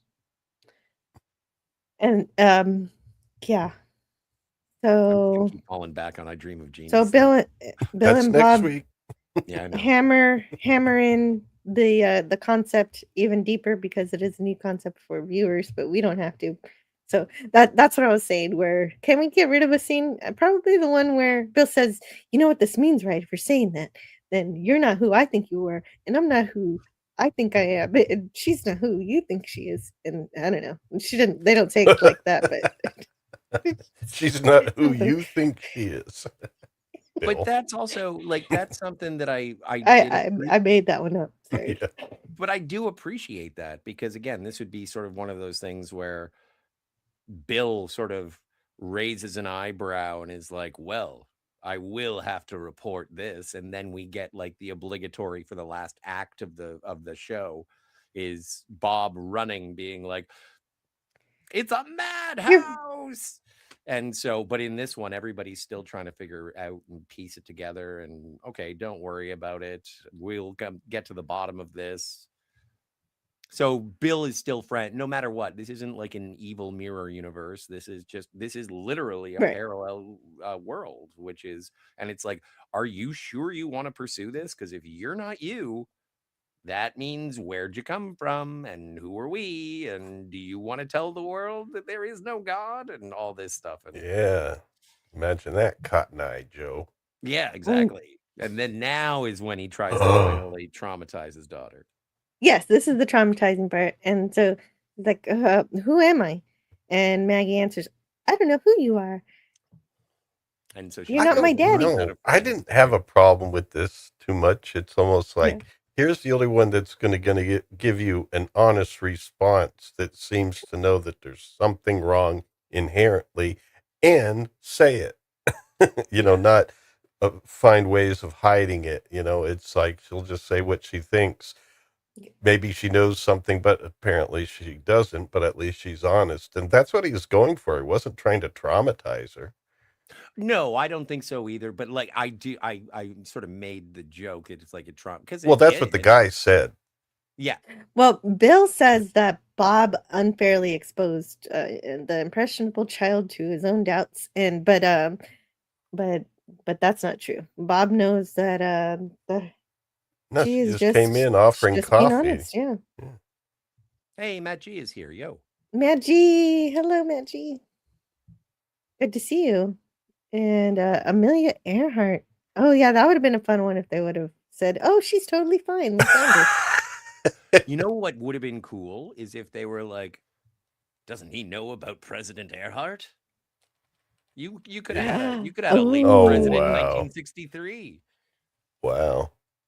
That could have been fun. Could have been. I like that idea. And again, I just can't help it. I'm rewriting episodes. Yeah. But yeah, still, I wouldn't that mind would a have been few more outlandish changes. That would have been a jump in the parallels too. Yeah. Yeah. Because I don't know that she had any interest in running for office or anything. I don't know if she had any interest aside from going around the world, and then that was cut short. This is roam if you want to, roam around the world. Well, this is the part where we find out that the spacecraft is different in both universes. Which and, is, yeah. And the way they do it is cheap as chips. It's like, well, we have this capsule. I'm not even 100% sure that it was a built capsule. I'm wondering if it was a matte painting in the background, but it's like, well, he doesn't enter it, so No. that tells you one thing. Well, and it's all black, and the only thing you see are the overhead lamps, and he's like, this looks exactly like what we sent up. It's exactly the same, unless it's not. It's kind of not. Things are different. Different wiring, different control panels. And it's pair like, of fuzzy dice hanging off the rear view mirror. And so we're going to need you to go investigate it. Yeah, they want him to examine the spacecraft and tell them whether or not this is the one he went up in, because they're starting to. Odd. Yeah. Oh, okay. Well, if they're opening to the whole parallel thing, then that makes sense for this. But the way they worded it was a little bit odd for me. It just sounded like, yeah, we found these differences. We found these differences. I'd like you to inspect it and tell us what you think. It's like, you're already questioning this guy. Yeah. And he's going to be the expert. I don't know. I mean, I thought you guys. And now he's hearing voices, so now he's not looking. You're looking even more crazy. So. Yes. And the radio voices. Yeah. They're exactly. They're giving the spacecraft instructions and weather information. And then he goes all fuzzy. This is the part where I want him to enter the spacecraft, and I didn't consider that it's a matte painting, and if it is, then of course he can't enter it.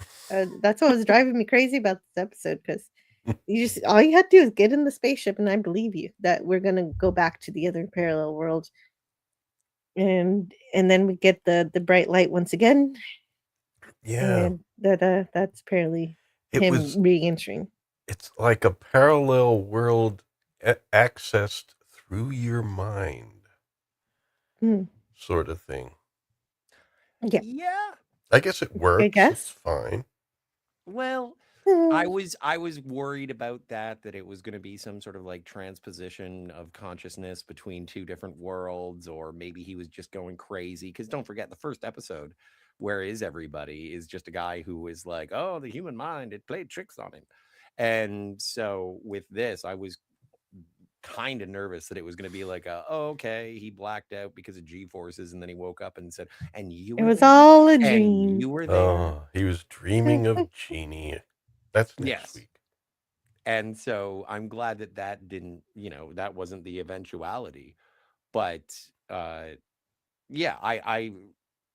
doesn't make sense. It's like, well, you're talking about parallel worlds. Can you investigate this machine that looks like it's from a parallel world? Nope, everything's normal. Okay, thank you, Colonel. Yeah, I think it was worded something like that, where it's like, okay, then it's a little bit clearer. But no, I get the idea, and yeah, it does work. I mean, and you can go that route, because I don't know if it was back then, but there are some things, those who explore concepts and stuff, whether you believe it or not, there are those who have had out-of-body experiences, such that they say that they've been in other people's lives, like parallel lives and so forth. Well, even recently, I think that there was a French woman who was in a coma for like a month or so. And then she woke up, and she had lived like 9 years or 10 years of her life. And she woke up, and she's like, where are my kids? Where's my husband? And they're like, what are you talking about? She's like 19, 18. And it's like, no, but I was married. And they're like, no, you weren't. And she's going through like severe counseling right now to say, no, your brain manufactured that while you were in a coma. And she's like, but like, imagine your entire life being ripped away from you, even if it wasn't real. And that's like a replicant. Well, what is real? I mean, Well, I guess, That's the only reason thing. I know who my mom is because she told me. So. Wow, that's quite the story, or the brain transplant of a life. But I've heard of it before too. It was just the most recent one, yeah. But I can't. But in It's this like Well, case, that will make for a great movie. Then the next part of the movie is then trying to find like a way of getting back. Well, in this case, he experienced a week in the matter of 6 hours, from one reality to the other. Or it's like, have you ever seen that Gwyneth Paltrow movie, Sliding Doors? No. And it's about her and how one insignificant decision on one day changes the trajectory of her life. She stays with a dickhead and ends up being miserable for the rest of her life. But if you change that one thing, she ends up meeting like the love of her life and becomes more confident and successful. And it constantly bounces back and forth between the two realities. It's interesting. Right. It's parallels. Or Mr. Nobody. That one explored the whole web of those things. Oh, yeah. Oh, okay. So like the one with Bob Odenkirk? I think it's Jared was in it too. Hold on. Like Jared from Subway? Yes, of course. No, not him. He's preoccupied. Let me look up. Oh, no, not him. Let's not talk about him. Let's not. Znortopoopas Cuber says, "Where's Captain Christopher in this episode?" Which is either meaning Pike or meaning the one from Tomorrow is Yesterday. I'm thinking Tomorrow is Yesterday. Okay. No, One Step Up. Yes, it is who I thought. Mr. Nobody. Great film. Does star Jared Leto. One step up from Jared from Subway. Oh yeah, they just. God. They just. But it's a great film. I saw a thing on. Well, I wrote it down. I saw a thing on XCOM today saying that he is the next person to have allegations. So we'll follow that closely. And I didn't know about that. It doesn't really matter if he's going to be in the next Masters of the Universe movie anyway. We couldn't see his face. Well, there you go. Easy to erase. So Gaines gets communication back with Capcom, and he gets a re-entry in the Phoebus 10, and so they get the countdown to return to Earth. And the best special effect of the thing is when they use a flamethrower on the outside of plexiglass. Yes, it looks great in motion. Like you can't really tell here; it just looks like white. Yes, but it looks nice. It's like real fire, and he's happy with that. Everybody seems, but he asks the question, "Who is the president of the United States?" And everybody is quizzical about this question, but he doesn't get his answer because they lose communication again in his reentry, as you know. When you go through that. Who is this guy asking us who the president is? This is what we're sending? And so once again, we're in the dark and the nurse has to open the blinds. And in both universes, the hospital doesn't have overhead lighting. So that's why he's always waking up in the dark. I've always liked this as a cheat in older cinematography and lighting and whatnot. Is I like the fact that open the blinds and then the light from behind the blinds, and then they do slowly raise what would be called the house lights for the set. I've always been fascinated by that. I think it looks weird, theatrical, but I always like it when they do it.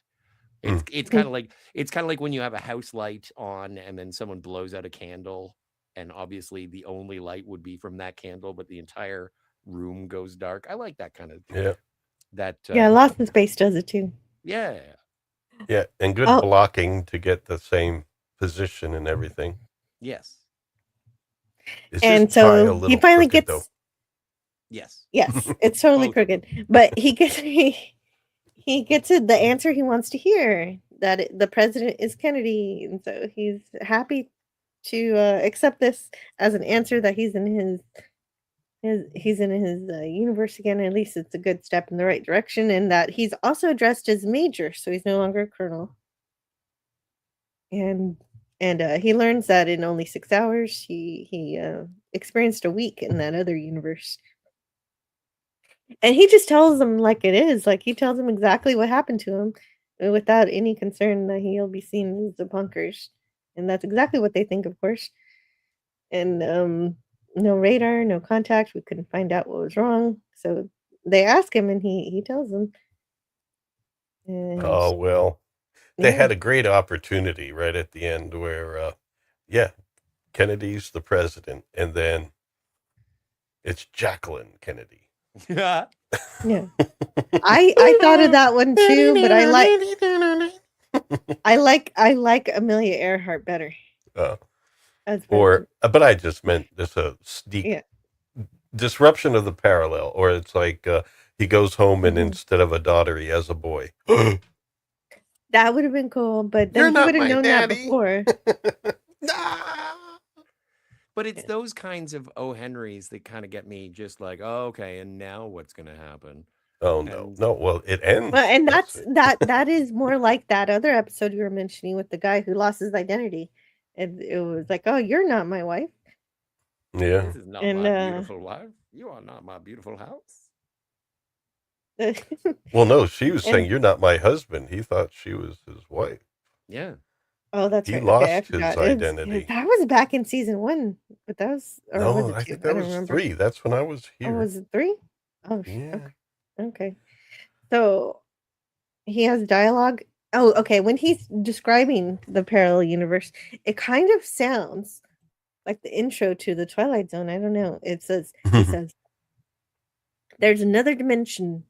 I don't know how it exists or where it exists, but there's another world parallel to ours. The same people, the same places, most of them the same chronology of events, except now and then there's something a little bit different. And then he also says, us as we exist in a parallel world, one that exists alongside, but which we can't see. It's the world I stumbled into. Some kind of space-time continuum, some war page. But there's a doorway up there somewhere into it. It exists. So that's some of the dialogue that kind of feels like the intro. Yeah. And of course, they don't really believe him. And now, once again, his sanity is in question. They're talking about that, if he's off tilt. And the general says, I want you back first thing in the morning for some critique. And I want to see the psychiatrist's faces when you start talking about parallel dimensions. Oh, right. Before Bill leaves the room, he asks him, where was your counterpart? Where was the Bob whose life you walked into? And he doesn't know. And we get our answer shortly in this scene. Hey, Ilord. Hey, Ilord's here. Hello, Ilord. The pajamas are funny today, says Canadian Spider-Man. Also, he might go tubing. Hooray. And there's a lampshade at the thrift store that would look good here in this new place. And also, someone's and also on someone's head at a party. Oh, okay, I get it now. It's good as a hat and as a lamp. Those are very important things. No, it's called Person or Persons Unknown. That Twilight Zone episode from season 3, where he basically comes back and they both supposedly had a party the night before, but as soon as he's there, he's like waking up. It's not. She doesn't recognize him. The bank doesn't recognize him. He's no longer a person that is known. Right. And he goes to his job and somebody else has his job. Mm-hmm. Okay, you're making me remember now. So the general says, what? Another dimension, another world? You call that rational? Bill says, up there. Who knows what's rational and what isn't? We don't even know the rules, let alone the facts. And then he compares humanity to ants that have just reached the desert and immediately claim to have conquered the Sahara. Yeah. And so, yeah, basically saying, well, Carl Sagan says it a little more poetically, saying you're only ankle deep in the cosmic ocean. Well, yeah, but also I there was a Twitter interaction between Norm Macdonald and Neil deGrasse Tyson. And Neil deGrasse Tyson said something along the lines of, the universe is indifferent to your suffering, or something along those lines. And Norm Macdonald said, well, Sagan said that first, but go ahead.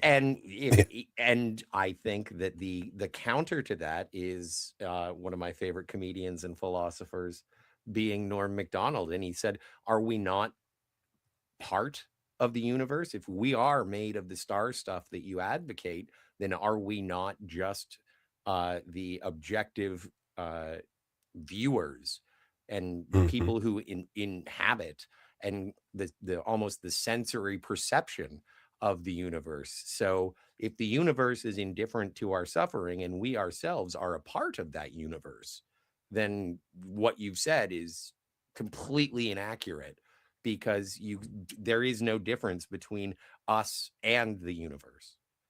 Well, right. Sagan also says that we are a way for the cosmos to know itself. So he knows that those two things are the same. It's just that the idea is that nature isn't there to appease you. We are the fact-finding squad of the universe, and we are the inspiration for the universe to develop a conscience. Yeah, I'm with that. And I don't want to... I hope. I hope. Me too. We are the illiterate proofreaders of our own existence. Yeah. And so humans will have to spend a long time... okay, basically, he says, we haven't even begun to solve them. We're going to do a lot of groping through a lot of dark nights, through a lot of dark space before we find the clues, let alone the answers. We've got a long way to go. And then we get the proof that the parallel world exists, because there's a message that arrives to Capcom, and they pick up this communication of an unidentified spacecraft, and this is their the other spacecraft, which we find out is named Astro 7, which is the one that had Colonel Robert Gaines in it. And so we don't know exactly where he was during this period, the 6-hour period. But now he's suddenly appeared, and just as quickly as he appears, he disappears. Hopefully back to his own dimension, but we don't know for sure. We don't get confirmation where he goes exactly, or where he was this whole time, because he certainly wasn't at home with his wife. And the officials, not the official, but I was the general home with my wife. Well, if he was, then where was? Never mind. That's not. Where was the other Bob? We weren't able to track the Colonel Bob, and so he suddenly appears now, just to give our Major Bob the proof that he needs to not be thrown away in the psychiatric ward of a federal hospital. Oh man, I knew it, man. It's always high stakes. You think they would be like a little bit more understanding, because, those things don't fix anything. They just drug you up and have you stand there and make noises. That's true. But this is the 60s, so... yeah. This guy's doing a space flight for y'all. You need to treat him with a little bit more respect. So with this proof, the general now sees things Bill's way. You're right when he said we haven't even begun. We don't have all the answers. We've got a long way to go. And that's it, yeah. And so the final thing is, now he's allowed to go home. And so we get to see Maggie and Helen.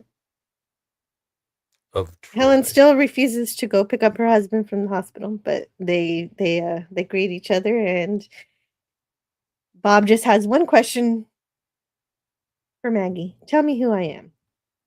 And Maggie responds, "What, Daddy?" And that's all he needs. And I like that's that. That's a nice Yeah, happy that was a ending. good conclusion. Mhm.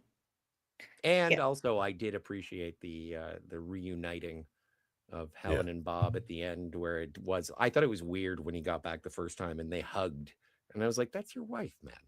And so this time Mhm. they do kiss, and then I guess we needed that as the audience to see that she was totally okay with the kiss. Mm-hmm. Yes, exactly. And that's why they didn't kiss the first time, was for dramatic Oh, reasons, right, so that they could kiss later and she could realize, hey, this is not my husband, kind of thing. right. Yeah. But it doesn't make any logical sense that they wouldn't kiss when they first reunite. So Scotty R37, oh wait, Scotty R38, could you please read the ending closing Uh, narration? yeah, absolutely. Major Robert Gaines, a latter-day voyager just returned from an adventure, submitted to you without any recommendation as to belief or disbelief. You can accept or reject. You pays your monies and you takes your choice. I love that so much. But credulous or incredulous, don't bother to ask anyone for proof that it could happen. The obligation is a reverse challenge. Prove that it couldn't. This happens to be the Twilight Zone. Was Sterling trying to be snarky there? Yeah, I do. I do Yeah. think he was trying to be snarky. I thought it Prove was that it hilarious. couldn't. Well, and not only that, I just loved how it got in there, and it was like, you pays your monies and you takes your choice. And I was like, yeah, Rod, way to be hip. Okay. I guess that's what he did. Yeah. Oh, But This is my Mhm. show. You got to prove it otherwise. yeah, it was like one of those little narrative choices that it's kind of the same as that I think season 1 closer, where it's like, well, them's the breaks, and then the author throws the manuscript into the fire, and then Rod Serling disappears, and it's just like, yeah, okay, you can be playful with it. You know why? Because this is the Twilight Zone. and he is. And yeah, no, that's the episode. And we never know exactly how the parallel crossings exactly happen, except there's a bright light and we get the adventure we just had. Mm-hmm. Love it. Yeah. Not And my there's some favorite, time. but I do enjoy it. Mm-hmm. Mhm. Yeah, there was no twist. It was just a straight up Yeah, story. yeah. There was a little bit of a twist. There was a Mm. little bit of a twist in terms of, oh yeah, by the way, we did get another signal from another Bob Gaines. Well, actually, that reminds me of Cosmos. Not Cosmos. Contact. Later on, of course, Contact is made later. Where they're like, oh, but she was there, and then she just returned immediately. So nothing could have happened. But she had this whole memory of meeting the aliens and all this stuff, and nobody believes her. And then this one lady says, "But we found this VHS tape of 12 hours or however long she was Right. she actually remembers." And it was Blink. Mm. Yeah. But that's also like I don't know, ambiguity coupled with somewhat of a revelation. Nothing dire, nothing really dramatic, and I guess it would be sort of overcomplicating the sauce by showing what happened upon the return of Colonel Gaines. But yeah, I think that Yeah, this, yeah. like, we started here, we end here. That's good enough.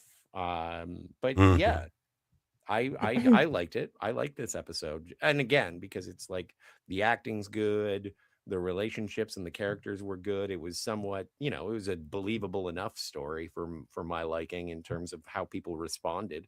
No one went running through the streets saying they're made of people or anything. Yeah, that's true. There wasn't any kind of outlandish thing. It was very grounded story. One that you could conceive could potentially happen in reality. Canadian Spider-Man says there are so many cool things. I live not too far from Vulcan, Alberta. They must sell Spock lampshades if no one else does. Yeah. Sounds like Spidey's in the market for some Star Trek stuff. So this is not a plagiarism case, so I left it for the end of the episode. It was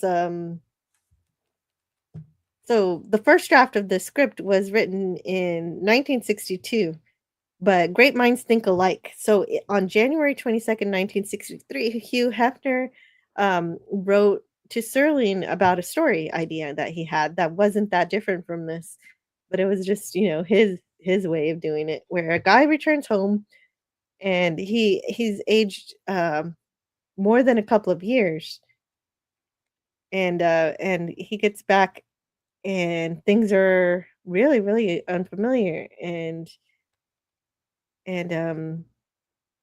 okay, so what happened here? But perhaps he's been injured, and so they're not sure how much time has actually passed. And I guess the twist for this was his wife is there, but she doesn't recognize him, and it turns out that it's actually his daughter, and his wife is actually aged 30 years or something. And I guess maybe he's trying to do a time dilation thing. I really don't know. Yeah, that what sounds the like story it. was. Yeah, But but that's that never got also made. But yeah. Hugh Hefner made a Twilight Zone, sent in Twilight Zone idea, which I thought was a good thing to mention.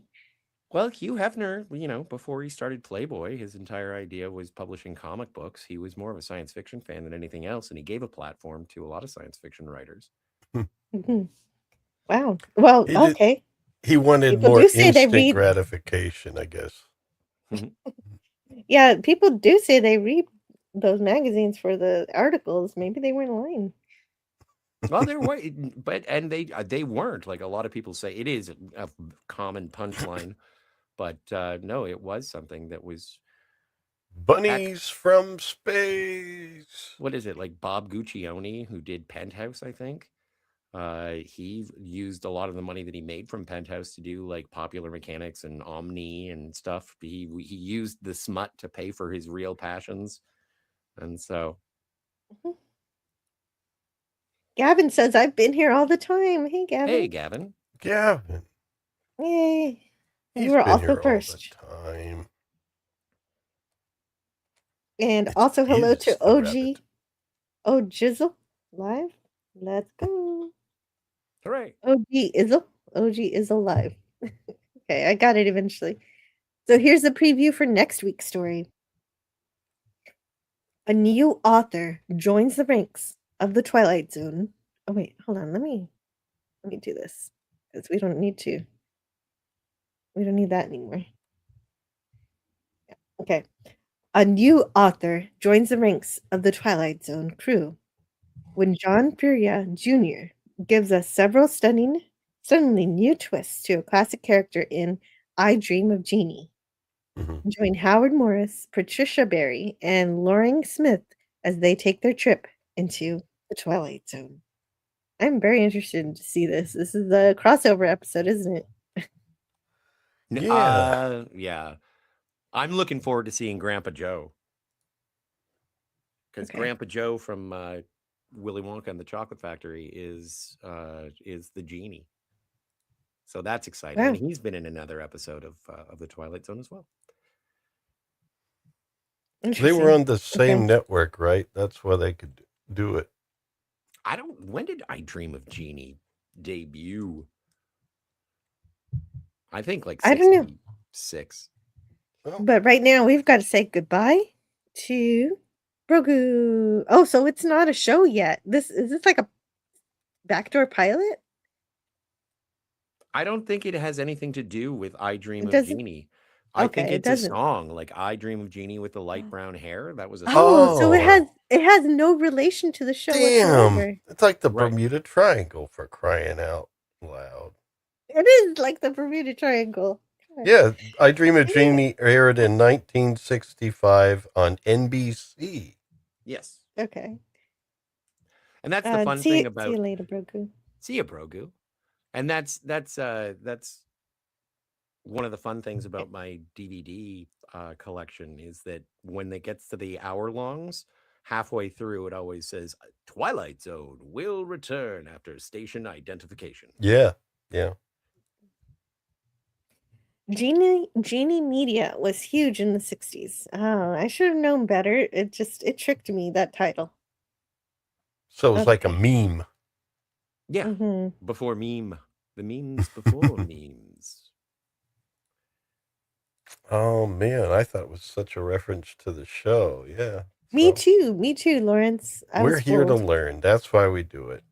Yes. True. Yeah. And so I learned lots of things here. And we have Snort Poopus and Larry to correct us on stuff too, which is always good for us. Oh, there were no genies in the Bermuda Triangle. Come on. Wait a minute. Why not? Okay. Well, we've exited the Twilight Zone, so as Scotty has done, we can fix our visual effects. Engage color, yeah. There. That's fun. Yeah. And yeah, we reviewed it. I think that was good coverage of the episode, unless anyone has anything else to add to that. I think it's a pretty cut and dry one. It was fun. Yeah. Yeah. Looking forward to I Dream of Jeannie. The Eclectic Goat says, there, groceries put away so I can lurk less for a minute. Jill, are you monetized again? I can't see on my phone, but you have commercials again. Yes, I am. Yes. Oh, I don't want mid-rolls, though. I've got to make sure that I don't get mid-rolls during the stream. Oh, I don't know what Google's doing with their advertisements on my channel. I never realized what's happening. But yes, I am remonetized. Thank you for asking. And that's as of last month. So I think they sent me my first check last month. Nice. Yeah, not bad. And congratulations again. Well, thank you. Not bad. Yay, well, it shouldn't have happened in the first place, but yeah. Well, I'll try not to think about the potential hundreds of dollars I lost out on, but that's okay. No, that's all right. That's okay. Whatever. Everyone needs pain. Yeah. That was a little painful. So we also had, let me see if there was any comments on Odyssey, because I can never see. Nope, nobody. Yeah. No, I didn't have Super Hacker to. Odyssey's a great platform. Unfortunately, just no traffic. Nobody's there. Yeah. It's a ghost town. You get more money for the mid-roll ads, says Star. Yeah, but I don't mind putting them on after the live stream's over, but during the live stream, I don't want it on. Oh, I don't even put on the monetization till after the stream. It's a ritual. Yeah, okay, that makes sense. No, I mean, go ahead, do it. That's a good idea. I mean, that might be cool. Yeah, but there is the potential to forget. Yeah, the problem. And I've forgotten many a time, and so if I remember, I'll turn it on. I try to make it a ritual. Sit there, talk to Colin in the green room, and download the video for Odyssey, and all that stuff. Monetize. Mm-hmm. But why am I telling you where monetization is on? I don't know. It's okay. Well, I've got to. Let me see if I can find a place to redirect to. Oh, right. We got a raid. Yeah, we got a raid. I'll find somebody. Time. I can even pick somebody who's streaming now, like Yarnwitch is streaming on YouTube. I can raid to her. That's easy to see. Well, I just pick whoever's easy to see. I don't know who else is streaming right now, but why not? I've never sent anybody over to her, so why not do that? Hooray! There we go. And then I've got to find one on the Rumble side. On the Rumble, which I'll be doing. And so we'll do this again next week with the I Dream of Jeannie, which has nothing to do with I Dream of Jeannie. Will that be Tuesday or Wednesday? It's going to be Tuesday. All right. Okay, so we'll go back to our original universe. The regular bat time on the regular bat channel. Exactly. Perfect. I'm looking. Eclectic Goat in the chat says, "Hey Jill, I'm doing a fundraiser next Wednesday in case you wanted to pop in and help fill some air." Oh, a fundraiser. Okay. Do you have a theme for the party? It's for the RPG Creator Relief Fund. Oh, and then it's probably about RPGs. Very nice, very nice. That's good. You're doing community work. That's amazing. Yeah, helping creatives is really laudable. Yeah. And if I may have a public staff meeting, we're trying to decide what's going on Saturday. Jill, you mentioned that you wanted to have a shore leave this Saturday. And if I may recommend, we should probably do something, put a community post up and see what everybody else is thinking. If they want to do a live stream in the afternoon on Saturday, if they want to have a Saturday night live. Possibility. Okay. Oh, right. Whether to do it in the afternoon or nighttime. That is my question. I still don't know the answer to that at this particular moment. Well, if you have trouble deciding, you can Yes. ask the people. It's true. I could. I'll decide later. Okay. If I want to do that. Because if you would have asked me at the beginning, I would have put up a poll, but there's not enough time for that now. Well, put it in the community post. I could do a community post, maybe. But I'm not your real mom. I'm not That's even your true. agent. I only play one on TV. Exactly. I'm Mr. Mom.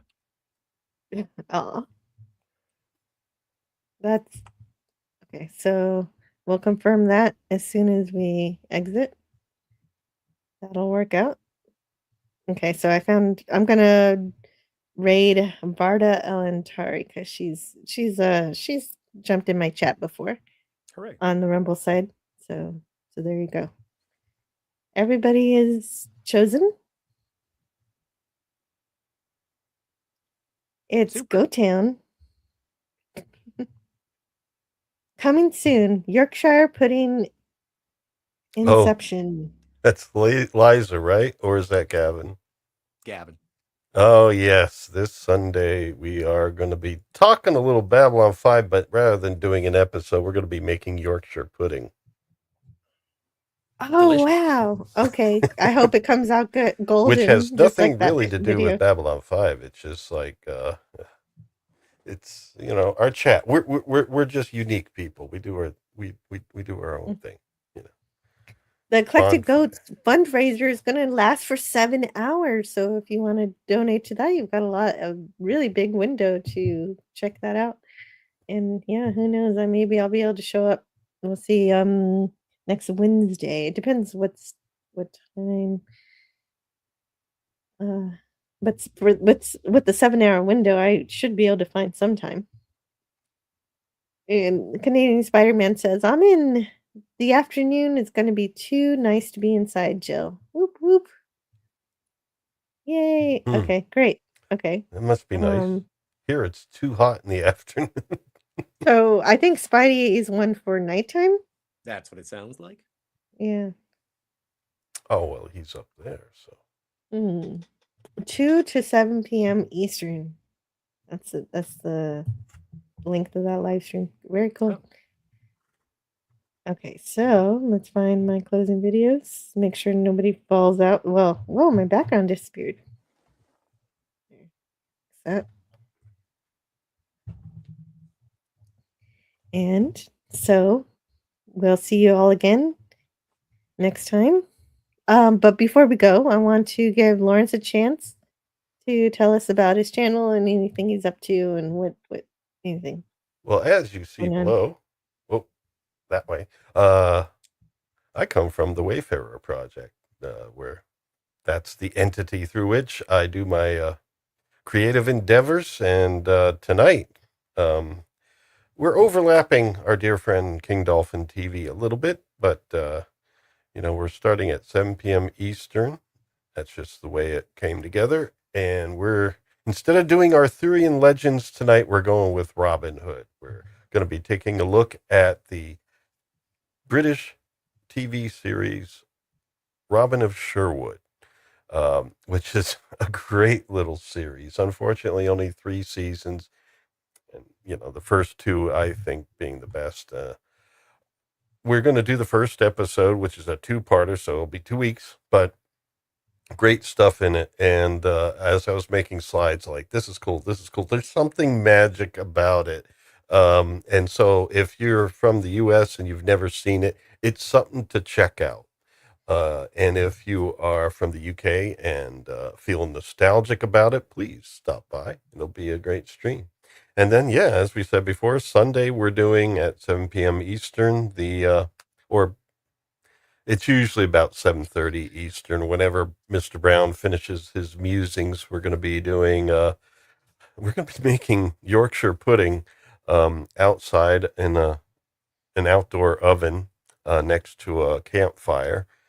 At least my wife Liza and I. And meanwhile, while we're doing that, any downtime, we'll be talking Babylon 5. Any waiting time for the puddings to hopefully rise, yeah, we'll be talking Babylon 5, some of the board games, well, not board games, tabletop games, and some other ancillary things that are cool things to know. Colin's been doing some research and maybe a little bit about the books so people can touch base with some of those things that are a little beyond the TV series. And hopefully we'll get the pudding to rise and it'll all be fun. We'll see what happens, man. That does sound like fun. Yeah, it's a That sounds like a really hangout. good Our stream. streams do end up being big hangouts and stuff. And so we're going for it. We're going to make the pud. Low Spec Linux Gaming says Babylon 5. Oh, yeah, Low Spec. Thanks for letting me know about that game. It's a video game that was basically a Star Fury pilot game and stuff. Pretty cool. Low Spec is definitely someone to check out if you're into low spec gaming. He finds some interesting stuff. He also asks, did you ever play Starfleet Battles tabletop game? I have not, but we'll be talking about those sorts of things because Colin's been researching them, looking for them and everything. Oh, nice. He's doing some prep work for it. Yeah. Okay, cool. And so we'll be talking about that. Yeah, I'll be busy helping my wife make pudding. So Colin will be handling that. Oh, nice. Okay. So you got priorities. Pudding priorities. So Scotty R37, thank you for talking to us about the Twilight Zone. Is there anything you want to share? Or anything exciting happening? I think this week, Kat, Ernesto, and myself, if I drag myself to a movie theater, we're going to be talking about the new Spider-Man movie. I know Cinema Gulp just released a video not only on the Tom Holland Spider-Man trilogy, but also his House of the Dragon. Yes. And yeah, you can, if you want to find me for whatever reason, I am Scotty R37 on XCOM. So yeah.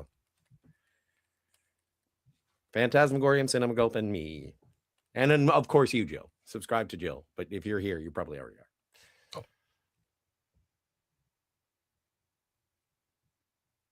Yes, Scotty, thank you for your information. I think Jill is probably doing something very important right now. I was doing something so incredibly important, which was being muted when I should have been not muted. But thank you, Scotty R37, for that update on what's going on with you.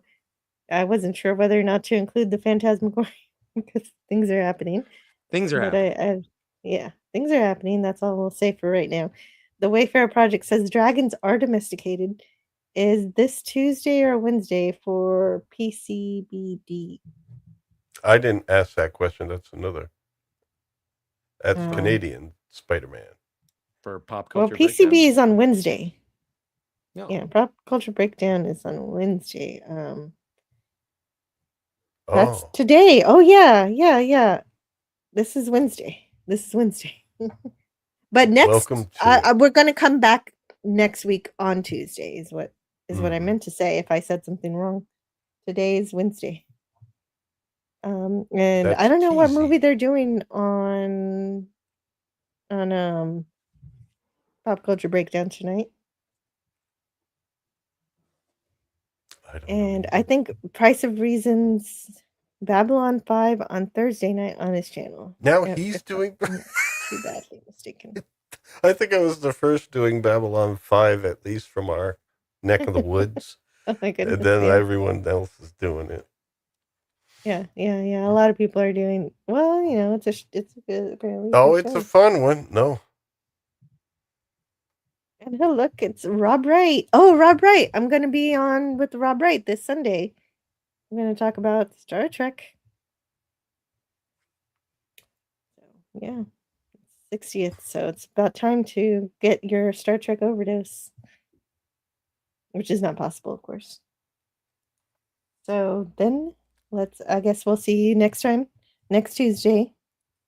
Oh, that must be what I said. I said next Tuesday, but this is Wednesday. Anyway. I'll see you guys next time. Well, it will be next Tuesday, just so there's no. Yeah, we'll be back to our correct reality next time. Mm-hmm. Yay! And the movie tonight is 12 Chairs. I've never even heard of 12 Chairs. It's about the chairs that were under the 12 angry men.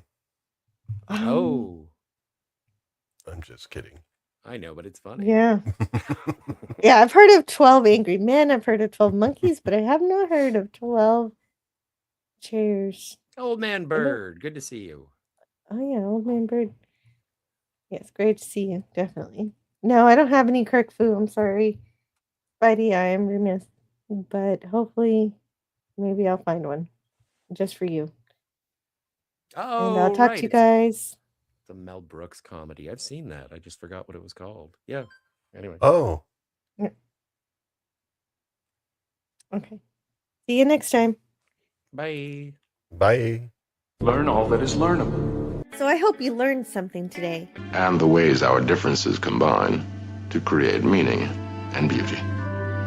I enjoy hearing what you have to say. So leave me a comment. It has always been easier to destroy than to create. So let's continue creating conversations and ideas. May we together become greater than the sum of both of us. Share out the stream to bring more here. Bye for now. See you next time. Well, now you have something new to think about. Carry on.